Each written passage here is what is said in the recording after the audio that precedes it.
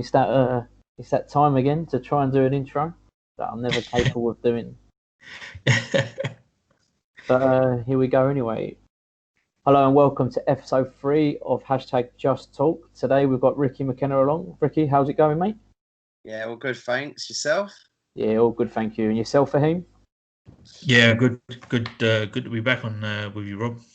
Yeah, always welcome here, mate. Well, it's been a bit of a strange week with the international break.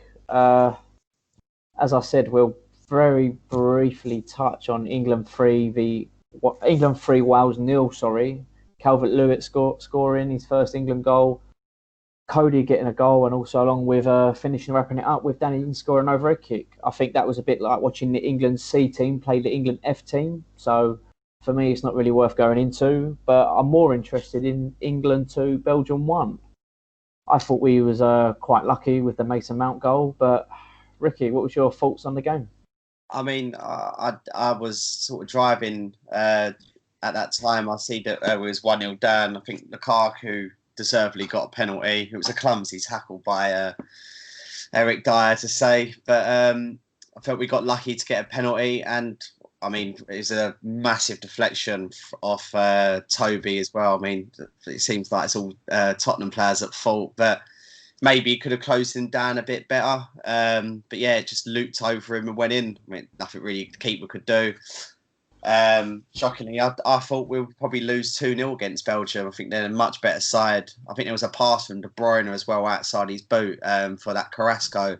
Unbelievable pass. But yeah, shocking result in my opinion. I didn't think we'd beat them. And we didn't really have our full strength team out. So in a way, not a bad result in my opinion. Well, thinking on the documentary of All or Nothing with Tottenham, I feel like Eric Dyer could have his own documentary with the kind of stuff he's had done this year. You know, with the Chelsea game, he run to the toilet, he's been running in the stands, probably had his own life with COVID, and now he's just, diving in like a bit of a wally to give away the penalty. I can see what he's tried to do. He's just tried to touch the ball out of play for a corner, but he's just totally misjudged it. And, at the time, I was just a bit baffed. I was a bit confused to what he was doing. It's a bit something I do on a Sunday league when I just panic. I've got someone who's can run 90 mile an hour against me, and I just take him down. But for him, what was your outtake on the game? I think that you just touched on something you do on a Sunday league, but this is a player doing on the international stage, which is quite crazy. I mean, like before the game, whether you're first choice or not, you were a chat about where you're going to be playing, who you're going to be picking up on the runs, and if you're running alongside Lukaku and trying to keep up with him, the last thing you want to be doing is, as he starts to edge away from you, is to kind of dive in. And you'd think that players that are getting caught up to international level would have the wits about them to kind of at least make some effort to make a right decision. And that was very, very clumsy for that level of football. I don't really watch a lot of international football anymore. I usually tend to focus on the games where we might be dealing with a particular player, and so I'll watch that particular game. Otherwise, I kind of just catch the highlights. Really, I caught the highlights of the England game. It was. I mean, some people will say it's the result that counts, but yeah, I think it was a very fortunate win, really. Yeah, I just remember being younger and always getting the buzz when England were playing, especially like when we played Croatia at Wembley when they beat us. Rick, do you think it's just to do now that, as we've got a bit older, we're now used to the international tournaments and, we're used to going out in the summer and throwing drink all over each other like idiots. But, now we play these silly little games like friendlies and, well, they're not even friendlies. The Nations Leagues is a glorified friendly, in my opinion. Where's it going wrong with international football? I just don't think she says the buzzes ain't there anymore. I mean, I don't rush home to watch England play any sort of national team anymore. It's not really much there. I think it's just the years of just disappointment of all the build-up we've always had, apart from the last World Cup. But even that, when you look back at it now and you think, what an easy way through to a semi-final. I think and even like the year that Liverpool got in the Champions League, it was that build up to that sort of Champions League final against Real Madrid. They didn't play anyone significant. We didn't play anyone significant. Hardest game up until Croatia was the Colombia game, which Yeah, I mean, I think we could have won it. Obviously, it was unfortunate. Pickford made a great save there, and then obviously um, they scored from the resulting corner, which is, I don't know if anything's English. That is the most English thing to happen to England ever. But yeah, just no sort of buzz. I think like years, it's weird. It's just gone years ago. Our international team was built on probably a strong defence. Now it's more, even though it's attacking, I just don't feel we utilise that. I don't know what Grealish has to do to start, in my opinion. He should have started against Belgium. I'm not a big fan of Mason Mount. Not really. Not because he's Chelsea. I just don't think he is good as what people say he is. But yeah, I think Grealish has had a good start to the season. Had an excellent game against Liverpool. Sorry for him, but he's unbelievable on his day. He's got better and better since he's come up with. Since Villa went down, he's got better and better each season, in my opinion. I think if they keep hold of him and build a team around him, they could possibly work their way up the league this season as well. Faheem, what's your thoughts on Jack Grealish? You know, he does last year. He showed he's quite mature with a Birmingham fan running on and hitting him, and he's not reacting. I know there was the whole lockdown thing, but you know, I think that's just he's got to remember he's still quite young. You know, he's still got to mature. Yeah, I think. I think with him, it's he's obviously a very talented footballer, and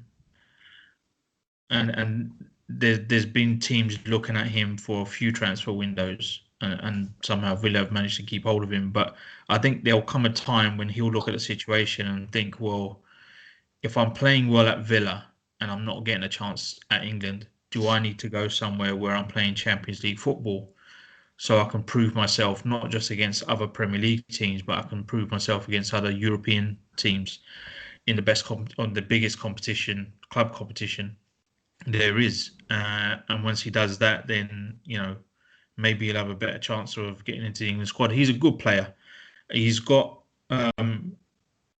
my only thing with Jack Grealish is that he's got this. He seems in games to be mature, but there'll be a lot of inconsistency with that. He'll go a couple of games where he does a really assured performance. He looks like he's making all the right decisions, using his game experience that he's built up, and then suddenly there'll be a game where there's just his inexperience comes flying through, and that's I think that's going to be a problem for him to try and resolve. But, you know, do you not feel that kind of inconsistency comes with playing for a club like Villa? You know, they're not. Well, I don't know. Who knows what's going to happen after they beat Liverpool 7-2? But you know, they're not knocking on a door for Europe. Last year they've just about stayed up. Last time they was in the Prem, they went down quite convincingly. You know, Rick. You know, I think you could probably take it from when Tottenham was in the not lower leagues, I'm going to say, but I mean like the mid-table top half. You know, your top players, they don't always flourish through. Sorry, but you know, do you feel he needs to move on to a bigger club, maybe like Tottenham yourselves or Man United, to maybe flourish and take England to the next stage to break into that team? Well, we was close to signing, but Levy pulled the plug on the deal. It was the season, not last. I think it was last season. I think he was still in the Championship. The deal was pretty much done. I remember watching a game, and he basically looked like he was saying goodbye to the Villa fans at the time, and then the deal never happened. I mean, it's probably maybe a transfer that we needed. We didn't sign anyone that year. And I mean, even though we scraped top four and got a Champions League final, we just missed something different. And I felt like there is even to certain points with Tottenham at the moment, we're just missing a bit of something slightly different or something, someone to come off the bench and change a game. I don't feel like we've had that. But yeah, no, I certainly do rate him as a player in the last couple of seasons. I think if he does well this year, I think the top clubs will be looking at him, and would take a chance, in my opinion. Yeah, I don't know. It's funny again, isn't it? If Villa have a really good year, he might want to stay on. And well, I'm going to move on to my next point about players transferring and stuff like that. Faheem, who, it doesn't have to just be Liverpool, but has there been a signing this window you've looked at and think, wow, like that's a big signing for them? They've massively improved this window. Oh, I think there's been a few. I think obviously Chelsea and Leeds probably have done some really good business. Chelsea obviously had the luxury of having money from left over from uh, transfer window bans from previous, so they had a bit of money to spend. So went out and got a lot of good players. But I think it's a strange window, really. I think teams have strengthened, and they've all got stronger. But if you look at it, like, have teams really addressed the positions that they needed to? Or have they gone out and signed second, third choice transfers because they can't get their first choice? If you look at United, all summer people were talking about Sancho, to the point where Dortmund had their eye on another player to replace him. So that's how far that had got. And then they end up with Cavani. So I think there's a few signings that are going to excite people. Obviously, Timo Werner coming at Chelsea. There's plenty of other good players coming in, moving around within the Premier League. I think the young lad that Villa got, that Ollie Watkins. That's it. Watkins, who done Liverpool last week. So he looks a good, exciting young player. Looks like he's hungry. Looks like he's got no inhibitions. Can go out there and just express himself. So yeah, I think the signings have been exciting. Plenty of money been spent, but I'm curious as to see how the season will pan out, because I just feel like a lot of the teams have spent money but haven't really strengthened the positions they needed to look at, really, which is quite strange. Saying that, we're going to touch on Liverpool as you're a Liverpool fan. Mm. How exciting is the Thiago signing? Yeah, look, we spoke about it before. I mean, it's I think when you bring in someone who's been competitive at the highest level and won trophies and comes in and adds to your side that's just won the Premier League and one of the other big trophies as well, and you add in quality to the side. I think Liverpool have gone about their business in the right way. They've looked at where they need to strengthen. There was obviously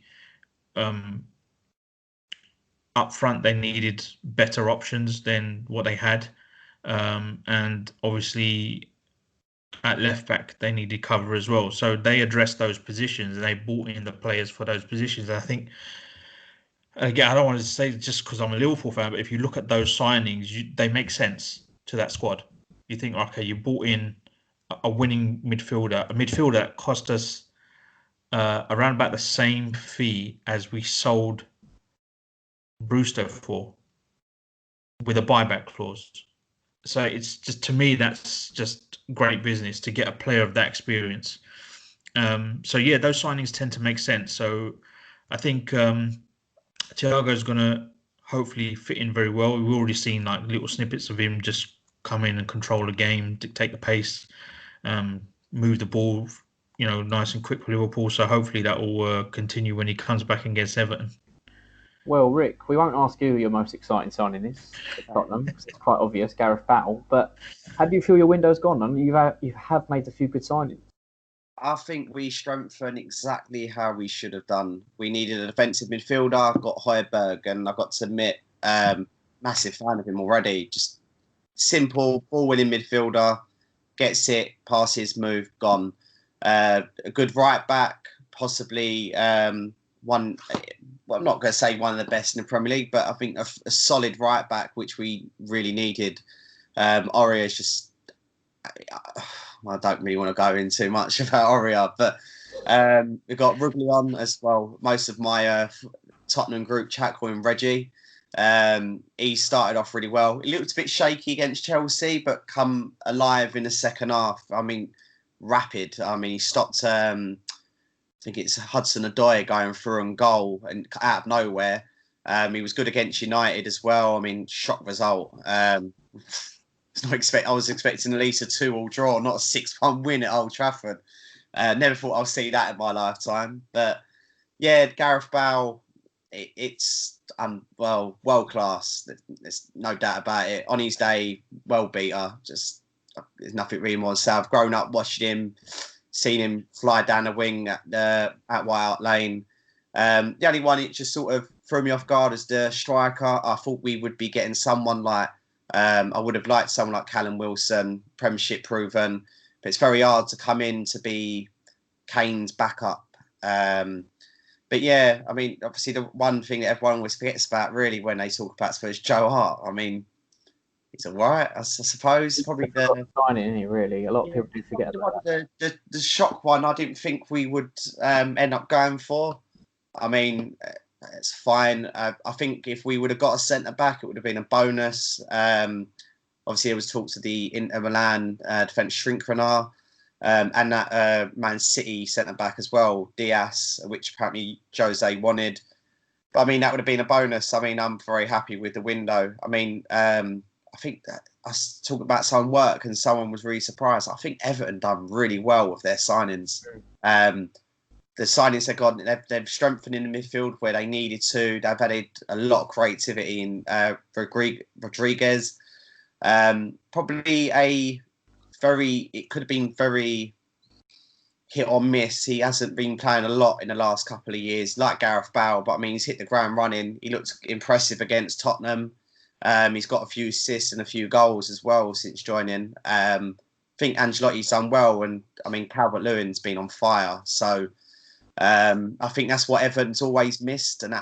Since losing Lukaku, they've lost that hunger up front. I don't think they have ever had that replacement for him, in my opinion. But yeah, I think in terms of the disappointing one, and I have to say, Man United, I think that was linked with pretty much everyone. Gareth Bale was even one of the names that mentioned, apart from Sancho.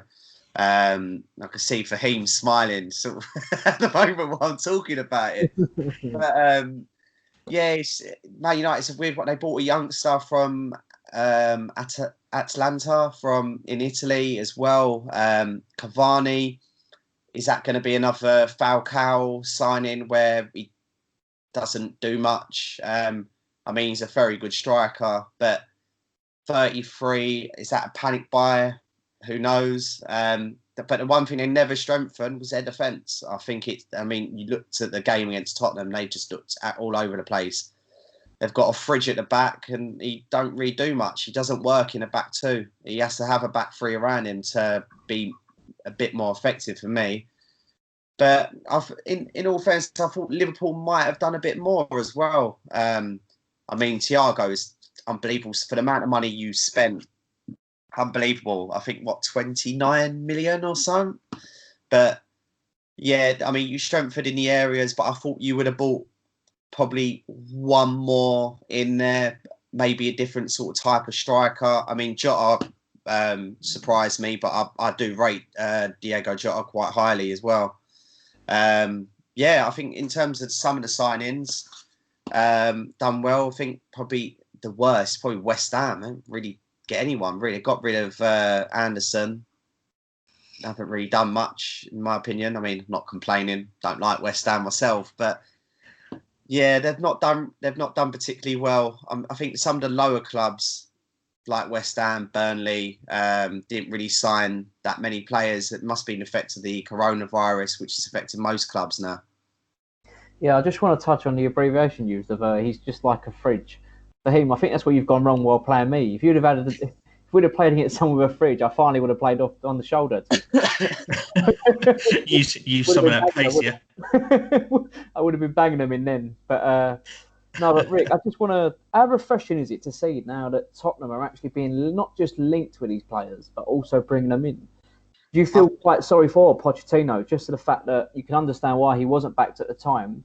Not saying he didn't do a good job, but was it kind of like just the wrong timing to have him? But obviously, you can't take away what he done.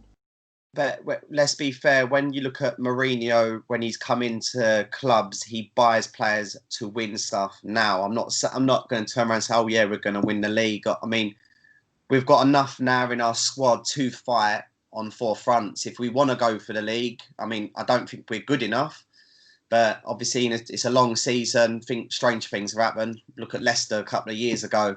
I mean, not comparing us to Leicester because they've been in and out, very inconsistent in certain times. But I think Mourinho has brought in players to go on to win stuff. And he wants to win stuff now because he knows that maybe it's where Tottenham haven't won in a couple of years. It's sort of where he's been sacked the last couple of times. He needs to bring some trophies in and to bring in players like Gareth Bale and obviously as I call him, Rikki from Real Madrid as well.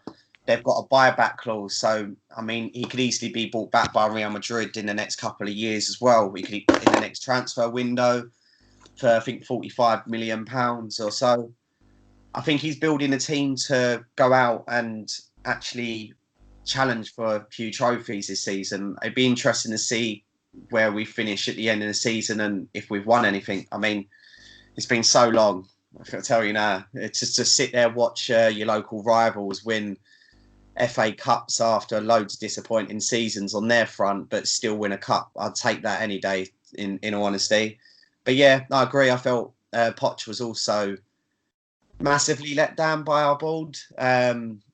Should have brought in a few players. I'm still not convinced that Lo Celso was his top target as that creative midfielder to replace Eriksen. I think Coutinho was, but it never materialised. And obviously we never got Dybala, which I think that would have been an absolute massive signing for us at the time last season. The football wasn't great. I think we're playing much better football now than but just before lockdown. After that, I think we've only lost once in the last 15 games or so. I might be wrong. I did see a stat like that, but I think the football's got better. And I mean, to pump United away and obviously score 7 the other night, it's not years ago. Everyone would say Mourinho's boring. I think he's turning the tables now and say that he's we're getting more goals week in, week out now. I think it's bizarre with Mourinho because ever since he was rejected by Barcelona for the Barcelona job, he's kind of just played anti-Barcelona football, you know? He stops the press, he stops the kind of tiki-taka stuff that they did. But I feel like at Tottenham, he's kind of brought it back a bit, as it proved, you know, Kane sliding in on the edge of the D to win it back, and then you scored from it. But I must say, I'm quite enjoying watching Tottenham in a minute. We're going to move away from the Premier League now. I will touch on the £15 game box office, so don't worry, Alfie. I can see you headbutting your keyboard in the comments already. So Faheem, I just want to move on to you. As not many people will know, you are actually a football agent for CSM. Yeah. So how was your deadline day? Yes, it was hectic. It's still busy because it's only the sort of top tier European leagues that have passed their window. So the EFL window is Friday. It's been quite busy. The network has grown over the last few years. So we were involved in getting a number of high profile players, potentially some loan moves and things like that as well. And there's a couple of high-profile players that were available on a free transfer that we're kind of still looking at the situation. So it was busy, but we're still got deals that where we're still working on at the moment. So we've got a couple for the Middle East that we're working on. I've got one for Iran as well that I'm working on still. And we're trying to finalize a deal in Guatemala as well. So we're kind of taking it global a little bit. Faheem, how hard is it to get a transfer over the line? Now, I think Rikki would agree with me. We're just used to clicking a few buttons on Football Manager, offering the money, offering the contract, and that's all we see. We see the £8 million agent fee that comes out our bank accounts on the game. But, you know, from a realistic point of view, how hard is it to get a deal going? How many things have to fall into place? So many things have to fall into place. I mean, I spend most days just getting in touch with chief scouts, head of recruitments, sporting directors, just saying, look, what do you need? What are you looking for? And then I've got to look first within my own roster to see if I've got that type of player available. And if I don't, then I have to go into my wider network to see what players other agents have got that they're looking to move, and maybe I can then broker a deal for them.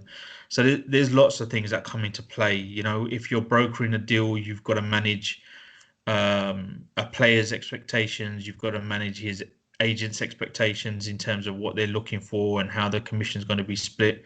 That's often quite a tricky situation. And then obviously you've got to find a player that a club like, and that's the hardest thing. In my experience, a lot of the new agents that are probably been doing it sort of similar time to what I've been doing it are not actually understanding what the clubs are looking for, and offering players that are not really suitable, and so that makes it quite difficult to then gain the trust of these clubs, because they kind of think, well, okay, these guys don't really know what we're looking for. But it's we do a lot of background work. We analyze the squads. I tend to analyze the squads, so I'm looking at how club squads are made up, where I've got really strong connections. Get a good understanding of the style of football that they play. So when I'm offering them a player, I know exactly what they're kind of looking for. If they don't play with attacking fullbacks, I'm not going to send them a right back that can't defend but has got a great cross on him. You've really got to understand what they're looking for, and just build good relationships with the scouts and the head of recruitments, really. And by doing that and just communicating on a weekly basis with these guys at clubs, then you get to kind of understand what kind of thing they're looking at. Like we've all seen it, we've all heard the stories on BT, like Paul Gascoigne and Alan Sugar. He had to buy at board Gaz's sister. Was it a house with a what they called? My mind's gone blank. A tan thing. What they called? Sunbed. That's it. It was on top of me. It's pressure of the pod, boys. Pressure of the pod. But have you come across any ridiculous requests like that? I mean, you've been close to finalising a deal. Yeah, I mean, we've had a couple of deals kind of fall down on players. So we negotiated a salary for a player in a transfer, and then he suddenly decided that at the last minute he wanted a number of expenses paid for by the club as well. And I knew already that the salary that we were kind of pushing to agree was kind of pushing the limits of the club. And the club said, okay, we'll cover some of the expenses, but the player became really difficult and wouldn't accept anything less than what he was asking for. So he wanted the salary, he wanted a house, he wanted his any of his travel fees covered. So whenever he was out and about, he wanted all that covered.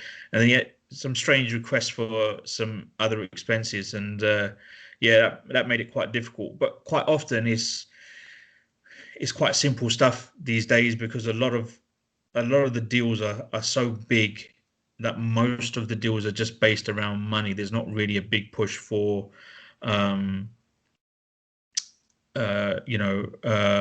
for additional things like houses and stuff like that, because a lot of clubs are providing accommodation while the players settle in, and then their agents are going in, like me, would go in and check the area to see where a good place is to stay, and help them in the background to get the move done as well. Is there any big players you've ever missed out on, or any big deals? I don't know if I'm allowed to mention names here. No pressure. Look, well, let's put it this way. Okay, this summer we had meetings with Turkish champions, the current Turkish champions, about some players that they were looking for. We had through my network access to some players that play in blue in London, to try and arrange some loan deals. But yeah, I don't want to sort of mention too many names in that. I think it's we have to be a bit careful with things that didn't work out. But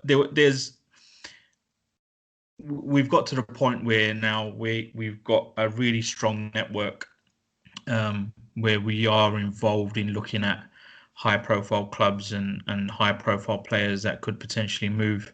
We've got quite a good relationship with a few different clubs in the Premier League, as well as further down and like I said, we've got really good relationships with clubs abroad as well. I've got a club in the second division that's looking at a player at the moment for the winter window already, and we've done a number of deals in Romania as well. So a couple of players that have gone into the top division, and we're also in talks with a number of their youth internationals, to get them signed up with CSM. So that's quite exciting as well, because these guys are really, really talented young players. Faheem, it's no secret that you are yourself battling cancer. You're quite openly on the last pod about it. Mm-hmm. How, when you do miss out on, say, a big deal, obviously from your personal side, it can financially affect you.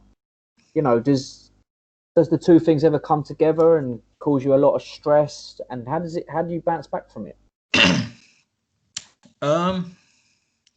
It can be quite tough, just in terms of, I mean, over the last couple of weeks leading up to the transfer window, I was really busy. I mean, my WhatsApp was insane. If I didn't look at my phone for an hour, I'd have near on 700-800 messages to respond to. It gets crazy. It gets really, really busy.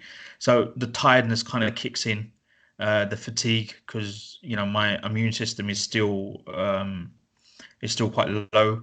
I still have to take certain medications as well, and that can affect. Because when I'm tired and I'm drained and I'm run down, that's when I'm even more exposed to picking up infections, and so I have to be very careful. But in terms of like the disappointment on deals, I think now it's got to the point where I think when I first started, I used to get like really upset about things. It used to really bother me, and now it's got to the point where I kind of accept the fact that some deals are going to happen and some aren't, and I just have to be. I'm still trying to establish myself as an agent. I think I'm still quite. I've been doing it for sort of 4.5 years, but I'm still quite new compared to a lot of people that I've been working with, and you have to be mentally just so determined, so single-minded sometimes to just say, well, look, if it doesn't work, it doesn't work. I have to move on to the next deal. And what we try to do is just look after the player. I think the way I want to be an agent is I'd rather make sure that the player's okay, and not concentrate too much on my own frustration about a deal. I mean, for example, we're working. Obviously, we've done projects with an Eastern funding worked for a project for This Girl Can Play, which was a really big project over the summer. And we actually managed to start working with our first female footballer as well. She's based in Brazil. Very, very good player, great young talent, really exciting prospect. And in this summer, I had agreed a deal to bring her across to a Champions League club. Spent about 10 days negotiating the deal. Everything's agreed. And then we can't get a visa for her because of COVID. We can't get an entry permit into the country. And that can be really frustrating. But I have to, as an agent, I want to be able to sort of deal with the player's disappointment, because she was geared up, ready as a young player to leave Brazil for the first time, fly to Europe to start playing football on a big stage for her. And as yet, it hasn't gone through. We're still working on things. We're still trying to get it through. but that can be quite frustrating. But like I said, you have to kind of as an agent, your job is to kind of look after the player and make sure the player is okay. So I think you get kind of busy with that, and then you need an hour or so to kind of feel sorry for yourself, and then bounce back and get on with the next deal. Oh, fantastic! It's good to see you're not easily beaten. No, I'm pretty Talking about stubborn. being easily beaten, going on to CSM. We know we've done a pod on it about 6 weeks ago. We never published, but congratulations on the job. I know it's a bit late for that now, but Thank you. Barna nil, CSM Sunday 1. Rick, very frustrating, very stressful. I say stressful. It was weird, wasn't it? The ball just wouldn't hit the back of the net. But how was it to have your first? Well, I know it wasn't your first competitive match as manager, but you probably your first proper game because you've had a pre-season now. You've brought in a few players. How did you find it? How did you find it? Oh God, I was still racking my brain after them, but chances didn't hit the back of the net. I've never had. Well, I mean, I've watched Spurs for so many years and watched them have games against some teams like Wolves where they've had untold chances and Wolves nick it 1-0. Fortunately for me, that I've got a quality striker like Gilroy that knows where the net is. I mean, for 80 minutes beforehand, I don't think he did, but it was surprising. I mean, watching pre-season, we've scored probably more than 2 goals in every single game, barring one of the pre-season friendlies. So to watch chances go begging, it was just like it was going to happen, but it was just when. But then when time went on, the other team were getting deeper and deeper and not allowing us to play. But other than that, it was just even when they dropped deeper, we was still creating chances. You've got players like Mark, Dax breaking up play, Kenny when he's on as well, breaking forward, George coming on, picking passes that certain people can't do.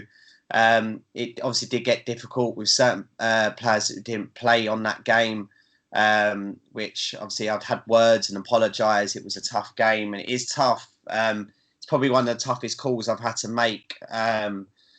It was difficult because I couldn't. There wasn't a player that I felt could come off because everyone was playing so well.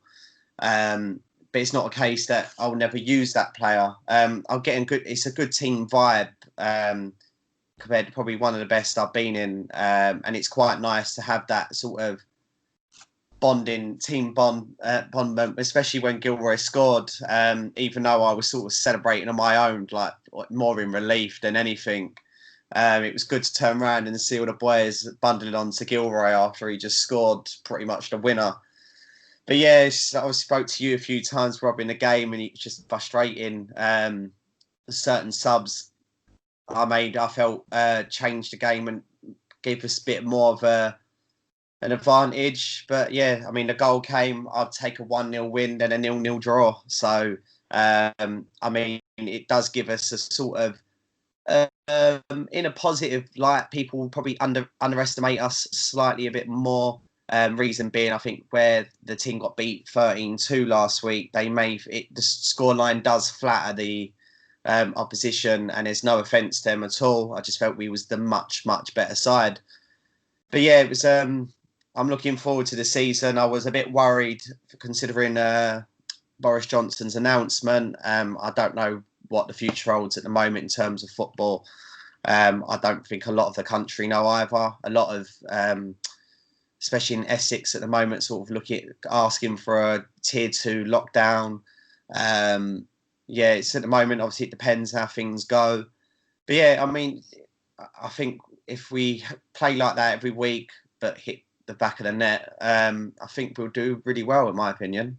It was very refreshing to have Dax back. I think he just brought that a bit of quality into midfield. I think Doran must have been the most frustrated out of us all. He could have had 3 or 4, especially in the first half. He's hit the target. It's just been cleared off the line. But in the WhatsApp group, people were saying after, joking, how many can Gills get this year? Realistically, Rick, how many do you think he can get this year? The thing is, he's playing more where he played for Hamlets in the last couple of years. He plays on that left-hand side. He does like to cut in, but his work rate is unbelievable. For someone who's 30 odd, just don't stop running. He nicks the ball off you. Like when you don't expect it, he's nicked the ball and he's passed it. He's made the right pass. He makes the right movement, and he gets goals. He can get a lot for us. He can easily be the league's top goal scorer.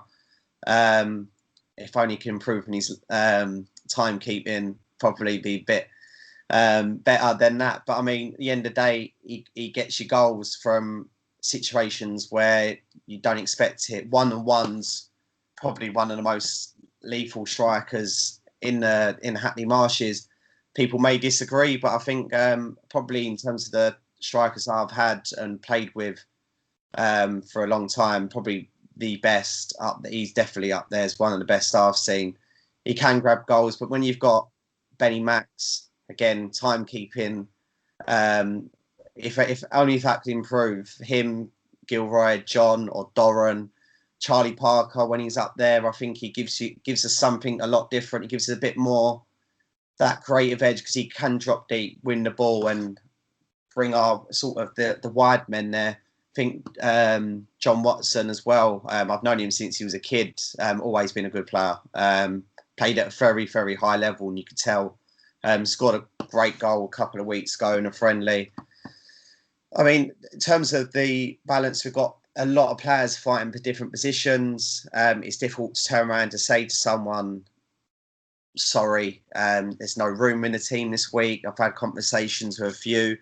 But it said there was an issue where I had to bring someone in, naming Tom Clancy, who come in and actually had a quality game, in my opinion. Could only thank him enough for turning up on very short notice due to certain people's personal reasons. But it's a strong squad. It's about keeping the right balance. And yeah, there's certain players that may not get a chance this week, but when they get a chance, or even a case if they turn up just to watch, you never know what's going to happen. One of the players had to drop out last minute because he didn't get his COVID test results back to it, come back negative today. So certain players may not start in different positions, but I think the depth in the squad is good. But obviously, where it's Sunday League football, it's not the Premiership. I'm not paying them to play. They're not. If they turn up and don't play, then obviously it can create an issue.